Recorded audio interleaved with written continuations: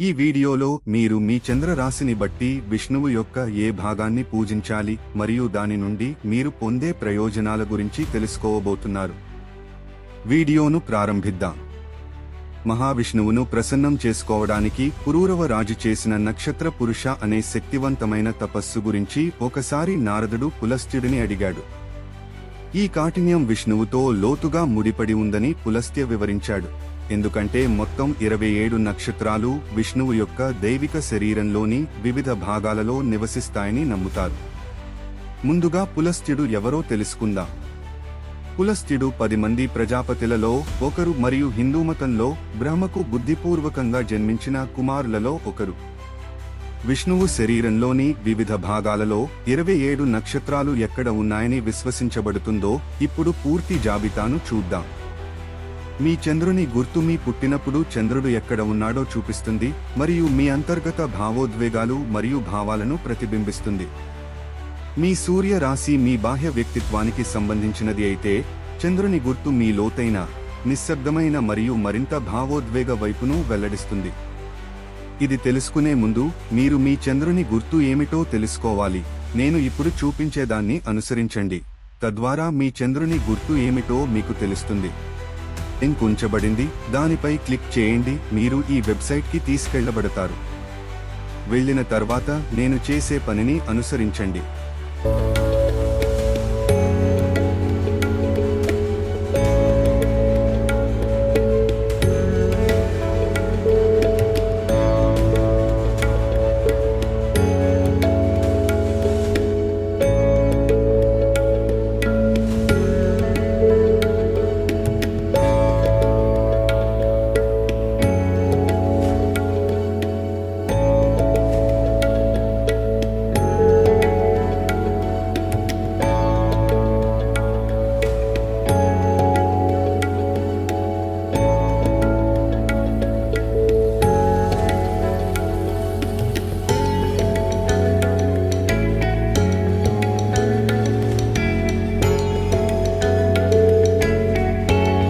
ఇప్పుడు వీడియోను కొనసాగించండి.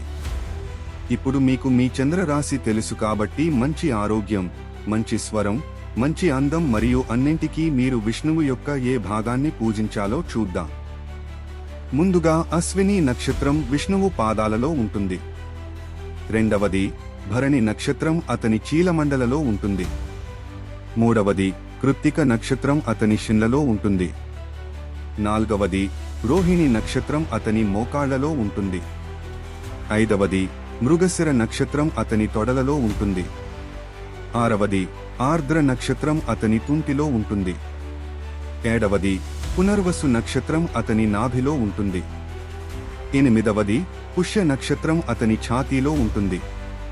తొమ్మిదవ ఆశ్లేష నక్షత్రం అతని చేతుల్లో ఉంటుంది. 10వ మాఘ నక్షత్రం అతని మెడలో ఉంటుంది. 11వది పూర్వ ఫాల్గుని నక్షత్రం అతని ముఖంలో ఉంటుంది. 12వది ఉత్తర ఫాల్గుని నక్షత్రం అతని నుదిటిలో ఉంటుంది. 13వది హస్త నక్షత్రం అతని చేతిలో ఉంటుంది. 14వ చిత్ర నక్షత్రం అతని మణికట్టులో ఉంటుంది. 15వ తేదీ స్వాతి నక్షత్రం అతని వేళ్లలో ఉంటుంది. 16వది విశాఖ నక్షత్రం అతని భుజాలలో ఉంటుంది. 17వది అనురాధ నక్షత్రం అతని వెనుక ఉంటుంది. 18వది జ్యేష్ఠ నక్షత్రం అతని నడుములో ఉంటుంది. 19వ మూలా నక్షత్రం అతని తొడల ఎగువ భాగం లో ఉంటుంది. 20వది పూర్వాషాఢ నక్షత్రం అతని ఛాతీలో ఎడమ వైపు ఉంటుంది. 21వది ఉత్తరాషాఢ నక్షత్రం అతని ఛాతీలో కుడివైపు ఉంటుంది. 22వది శ్రవణ నక్షత్రం అతని కంఠంలో ఉంటుంది. 23వది ధనిష్ట నక్షత్రం అతని నోటిలో ఉంటుంది. 24వది శతభిష నక్షత్రం అతని చెంపలలో ఉంటుంది.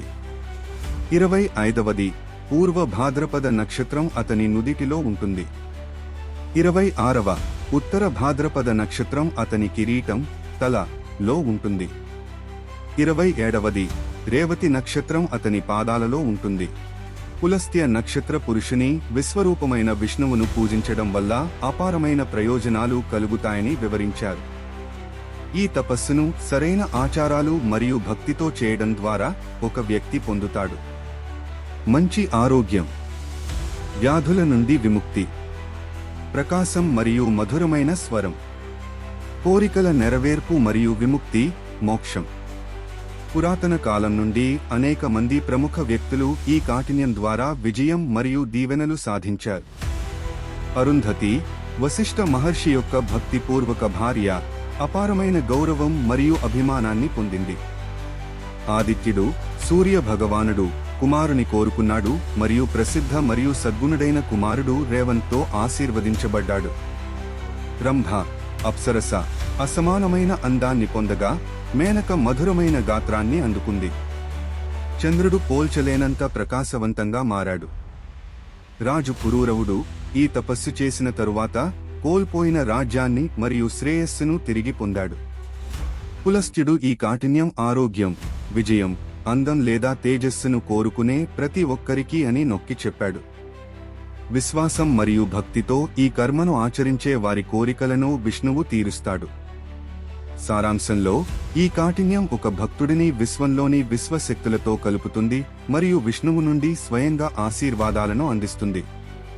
కాబట్టి తదుపరిసారి మీరు తిరుపతిని సందర్శించినప్పుడు మీ చంద్ర రాశి ప్రకారం విష్ణువు యొక్క నిర్దిష్ట భాగాన్ని ప్రార్థించడానికి ప్రయత్నించండి. మరిన్ని ఆసక్తికరమైన వీడియోల కోసం నా ఛానల్కు సబ్స్క్రైబ్ చేయండి. Thanks for watching.